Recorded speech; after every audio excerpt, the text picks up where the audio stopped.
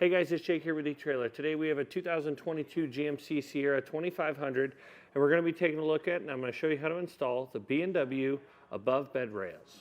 If you're used to that traditional style of fifth wheel attachment, that's going to be these industry standard rails. And by industry standard, we mean that the distance between the three sets of holes is going to be an industry standard. So it's going to fit a lot of different fifth wheel heads out there, or fifth wheel hitches out there. So if you already have a fifth wheel hitch, or if you're looking at fifth wheel hitches, most likely it's going to fit into these rails. Another point I'd like to make is if you like that way of attachment, or if for some reason you have a Reese Sidewinder on the front of your camper, you are going to have industry standard rails. Because of the way that they attach, it's much stronger than a lot of other attachment points. With these rails, you can also get adapter plates for goosenecks if you want to be able to haul gooseneck trailers, but you can't decide between a gooseneck hitch and rails like this to be able to haul a fifth wheel trailer. You don't have to decide. You can get these rails and use your fifth wheel hitch on the weekends and then use the gooseneck plates during the week. A big question that we get when it comes to the above bed rails is how far are they going to sit above my bed? From the top of this corrugation, which is where they're going to sit, to the top of the rail here, it's going to be 1.25 inches. So really not too bad.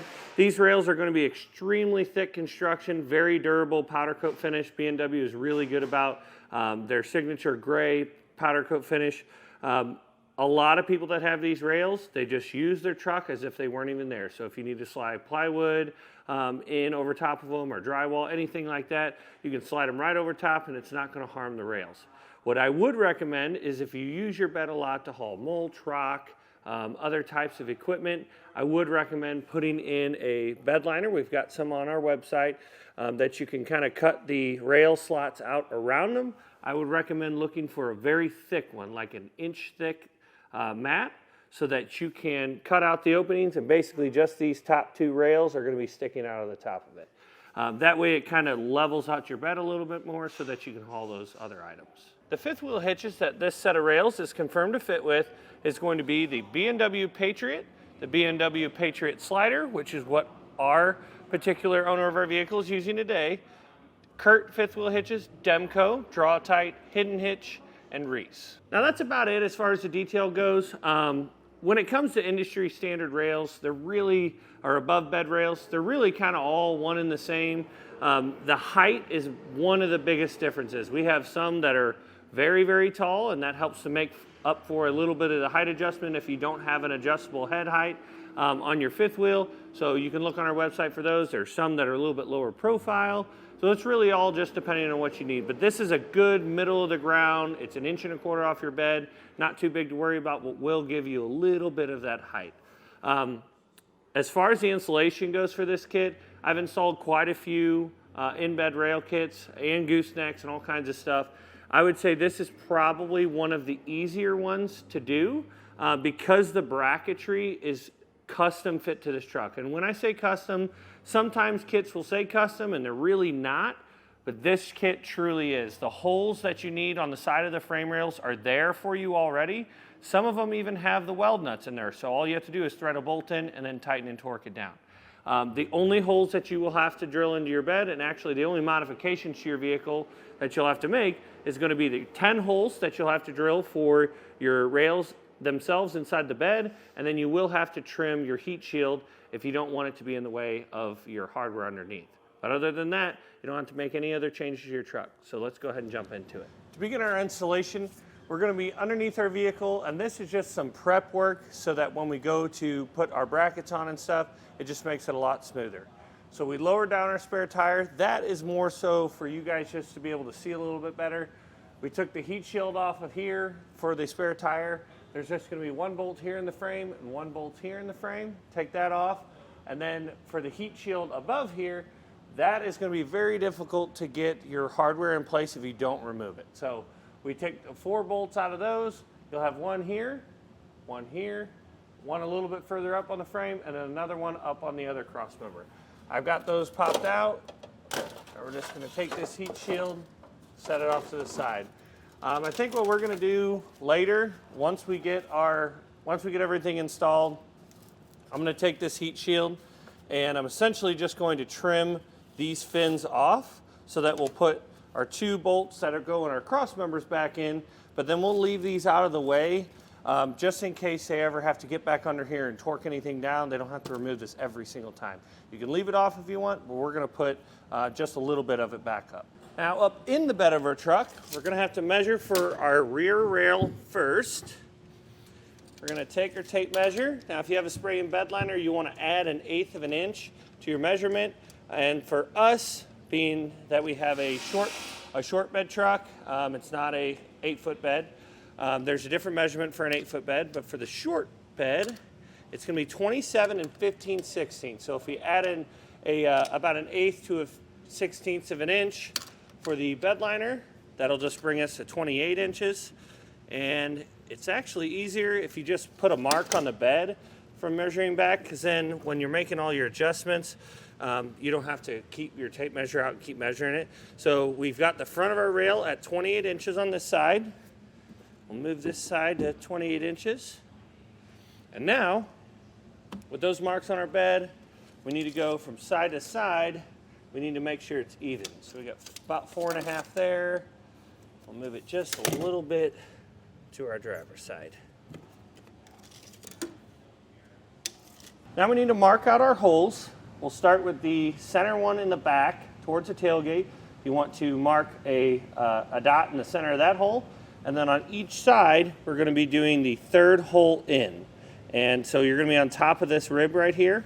We're going to do the 3rd hole in straight across from each other, these 2 holes, and then these 2 holes over here. To drill out your pilot holes, in your instruction it'll say to start out with an 1/8 inch drill bit. In my past doing these with the bed liner, it tends to walk a little bit on you because you can't really put a good dimple in it with a punch. So what I like to do is use a really, really small drill bit and just put yourself a tiny little pilot hole. That'll help guide the 1/8 inch drill bit down through it.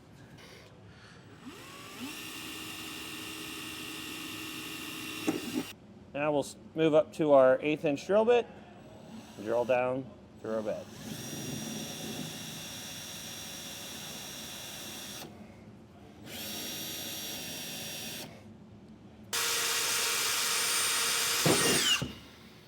Then we'll come to our wheel wells. You want to take a T15 Torx bit, remove these 3 screws that are in our wheel well, because we're going to need access to the side of our frame rails. Back underneath our vehicle, we have 2 fish wires, 2 of these clips that are going to help to retain our bolts. I have 1 of these locking blocks that goes on the inside of the frame rail, and then 2 carriage bolts. What we're going to do is we're going to start with the top hole. So we've got these 2 holes on the side of our frame rail. We're going to start with this top one, and we're going to feed our spacer block onto our bolt, just like that. And then we'll take 1 of our fish wires. We're going to thread that on. And essentially, instead of having 2 separate blocks inside of our frame, we're just going to have 1, and then our other bolt's going to go through the lower hole. So we'll take our fish wire and run it straight through our frame, out through the hole on the outside of our frame. We're going to pull on our fish wire. You want to toss your block inside of the frame, then follow it with your bolt. And then we're going to take this and may have to wiggle the spacer block up a little bit. We've got our bolt pulled out through the top. You want to take that second fish wire, make sure that you twist on the bolt so that the spacer block lines up with the bottom hole. And we're going to pull that through. Once you have the fish wire through, you shouldn't have any issues. That'll kind of help hold it in place. And we're going to thread our bolt onto our other fish wire and pull that through the bottom hole. Now with a finger on the back side of the bolt, we're going to take our fish wire off and then take one of these retaining clips, and they're designed to thread onto these bolts to help hold them in place until we get our bracket up. So let's take it and thread it on.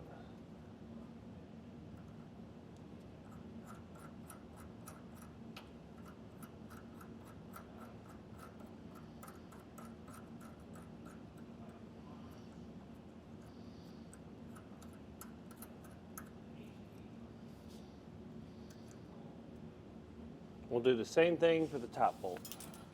Now back into our wheel wells. We're going to take these spacers, the corners, they look like they used to be squares, but the corners are rounded off. These are our spacers for the back. We'll slide one on each one of our bolts. Then we're going to take our rear bracket, lift it up into place. And you can look in your instruction manual to see which one goes where. That's the easiest way. Another good way to tell is that this little curvature here is going to be towards the tube on the back of the truck. And then we're going to take a lock washer, slide it on each one of the bolts.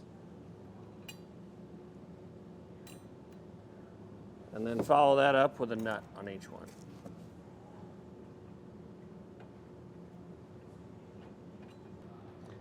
And we're just going to hand tighten these for now.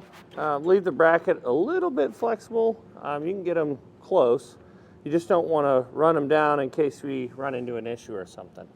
This is a good time to check whether or not your pilot holes that you drilled through our bed are lining up with our holes. And as you can see, ours are lining up perfectly. Now that we know our holes are lined up properly with our brackets, we're going to come back up top with a 9/16 drill bit and drill them out the rest of the way.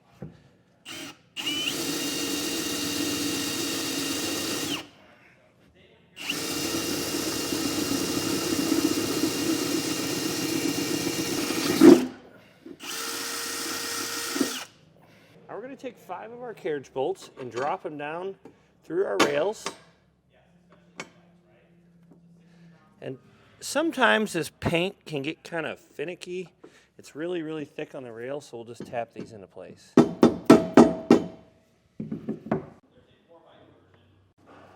Now, just as an example, because the 2 side plates putting our bolts or our hardware in place is going to be a little bit more difficult to see, we'll start with our spacer block like this U-bolt. That's designed to take up the extra space that the corrugation or the curvature in the bed is going to take up.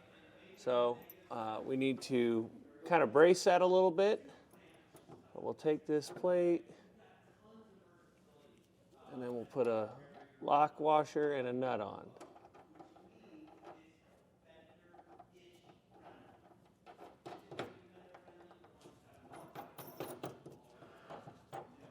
Now we're going to repeat that process with our hardware above our plates to do it to our 2 side rails here. With all of our hardware secured on our rear bracket down below, it's time to get our front rail in place. What you want to do is, and you can see we already got it in place, you want to set your 5th wheel hitch, whatever hitch you're using, you want to set it up in place and then just lift up on the front, slide your front rail underneath it, and as you suspected, we are using the 5th wheel hitch to pick the location of the front rail. It gets it so close that the hardware will just drop right down in and down through the brackets below. So what you want to do, you want to use the same hole configuration that we used on the back to drill your holes. You want to use the 2 holes that are the 3rd in from each side. Instead, on the middle, you want to use the forwardmost hole. Instead of the back hole that we used for the rear rail, you want to use the front hole. So you just want to drill out your pilot holes, and then what we're going to do is we're going to lift our hitch out of place, move our rear rail, and then drill them out to 9/16 of an inch.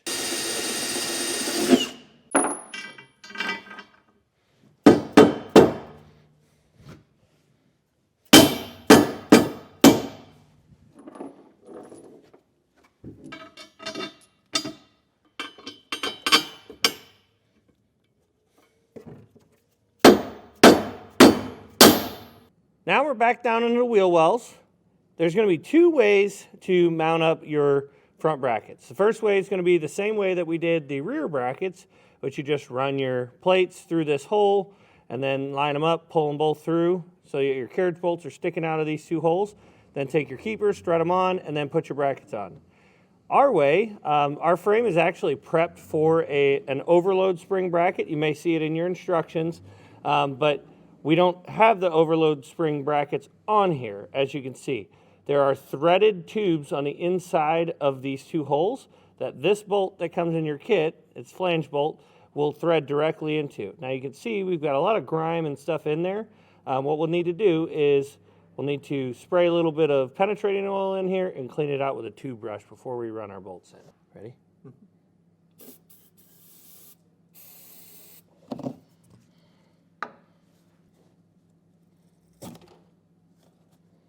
Once you get those holes cleaned out, you'll take your side-specific bracket.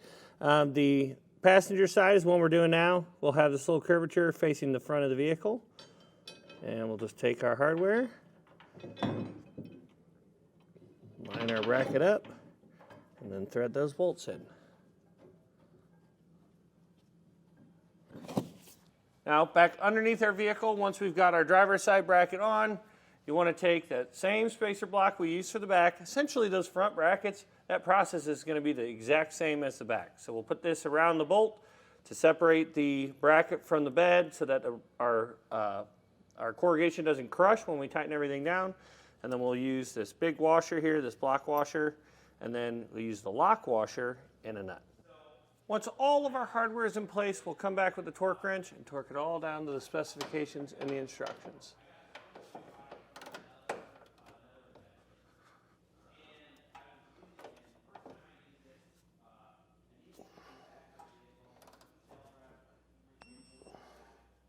Once you have all your hardware torqued down, here's that heat shield we cut that section off of. You can leave those sections on or try to bend them down, but I can tell you it is very, very difficult to get that screw back in place up here. So we just cut that off. We've got our bolt back in here and back in the front. We just left it up with those two. That way it's still protected where this exhaust comes up really high. Well guys, once you get everything back into place, that's going to do it for the installation. Hopefully this video helped you decide whether or not the B&W in bed rails is right for your 2022 GMC Sierra 2500.